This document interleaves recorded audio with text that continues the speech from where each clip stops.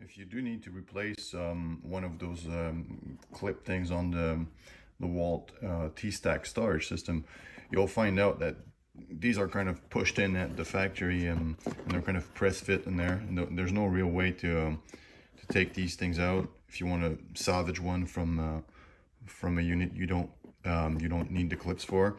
So there was already a video on YouTube saying that you need to align the little sliding notch here with the hole on the box, but it seems like the newer versions of the TStak system do not have this notch. So I was kind of forced to just go more like a brutal on it than just force it in, and you'll see it's going to actually damage the little stopper here. But the trick is just angle it like, I would say 30 degrees just over these little two bumps, because it will catch on it.